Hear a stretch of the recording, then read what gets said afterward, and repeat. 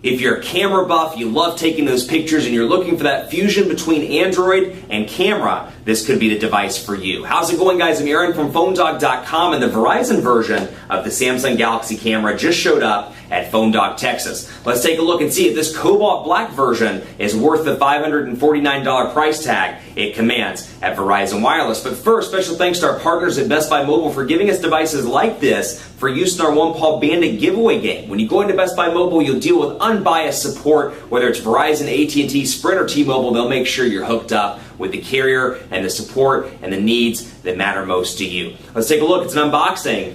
Galaxy camera. Is this the thing, or should you stick with your cell phone? Let's find out. If you wanted to get your grubby paws on that Samsung Galaxy camera, but you were like, you know what, AT&T's not the carrier for me, well, it's on Verizon as of right now. It's here, the Samsung Galaxy camera, and it's actually here in the exclusive cobalt black color, which is exclusive to Verizon Wireless. It also comes in white as well, and it's available for $549.99. Now, specs-wise, we're seeing pretty similar specs across the board here. A 1.4 gigahertz quad-core Exynos CPU on this device. You got Android 4.1. You got 16.3 megapixel sensor here, 4G LTE connectivity, micro SD card slot that supports up to 64 gigabytes. Otherwise, pretty similar across the board here as the Galaxy camera we saw last year. So 1 gigabyte of RAM on this device as well. And then, of course, let's power this sucker on. Galaxy camera, we'll let it do its thing right there. And we'll see what comes out of the box. Now, I actually didn't even take a look at what comes on the back of the box. Galaxy camera, lithium-ion battery, wall USB charger, quick start guide, product safety and warranty brochure, and then you get wrist strap and quick reference guide. Of course, Verizon 4G LTE logos on the box as well, though you don't get any LTE logos on the actual camera. Really enjoying this cobalt black color. It's really nice, and it's got that typical camera look and feel here, and it loaded right up into the camera. But to go home, we can take a look at Android 4.1 with Samsung's TouchWiz user interface. So kind of like the fusion of a Galaxy S3 and a Galaxy camera, if you will, but you've got the standalone camera button over here on the right, or excuse me, the left, as we've seen before, and some shortcuts down here at the bottom. Obviously very camera themed. Instagram, Gallery, Photo Wizard, Play Store, and then out of the box, you get All Share Play, typical Google stuff. So there's kind of a fusion between a phone and a camera, though you don't get the phone abilities, but it's still kind of a fusion between a smartphone just without the telephone capabilities. My Verizon Mobile on this device, you can add this to your Share Everything account for the promotional price of $5 per month. So if you're on a Share Everything plan, buy this camera for $550, get it on your account for $5.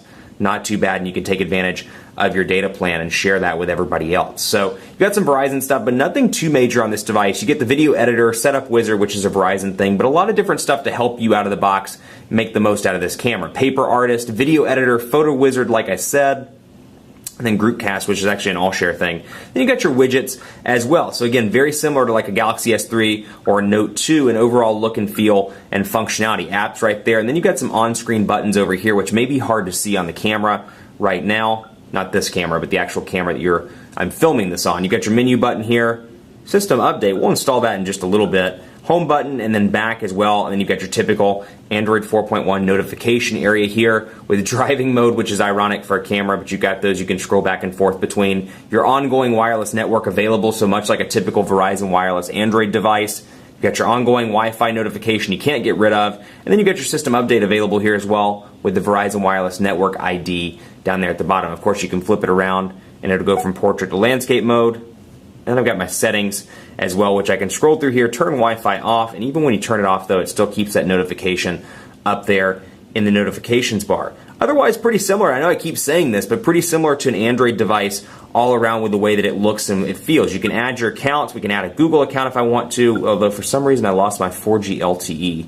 Not quite sure. We'll take a look at that once the video cuts. But you got your display stuff. I can change my wallpaper. I can change my font style. So kind of set this device up and really make it your own.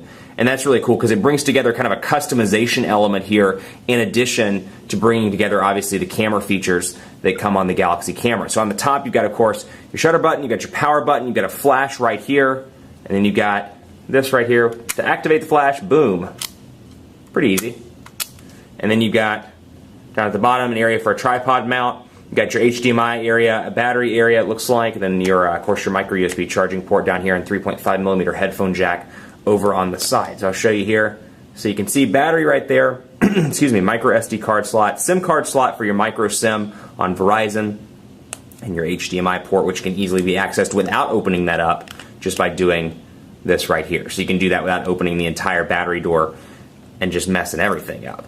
So we'll go back here to power, cancel out of that, and we'll change this. You know what? Do my favorite thing here. We're going to go down through here and display the battery percentage. You know how much I love my battery percentages? And you've got that right there. And then, of course, you have your home screens as well. You can do up to 7 home screens on this device and load them all up. And then you can set your preferred home screen, if that makes sense. And you've got your static camera button over there, but then you can touch and hold, much like an Android device, to add your widgets, your applications, and more. So I can add a shortcut to the camera itself. We'll throw it down right there.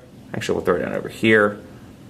And then I've got access to Gmail, although you'll notice the application is just slightly smaller than the static camera one, which is right there. Keep it locked on PhoneDog.com for continuing coverage of the Samsung Galaxy camera. We'll take a look at the modes, all the different features that this camera offers, in addition to the camcorder capabilities, and of course the gallery as well, which I am recording right now. I'm recording a recording.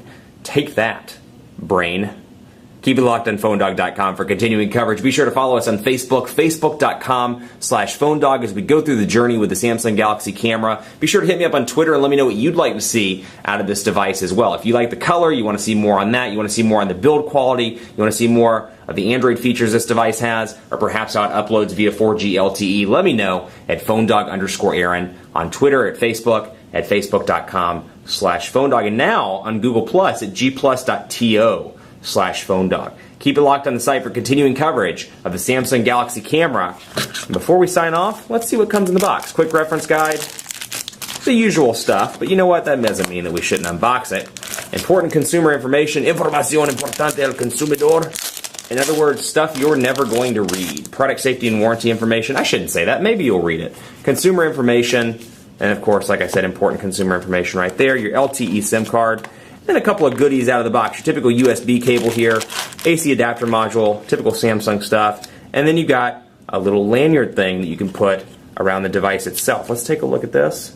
And bam, a little lanyard. Throw it around, carry it on your shoulder, or on your arm rather, and not have to worry about losing the camera. Particularly useful when you're going to a place like Mobile World Congress where the pickpocketers are all around. So that's what you get out of the box for $550. We'll take a closer look at the camera, and we'll get back to you in a couple of days on PhoneDog.com, so stay tuned.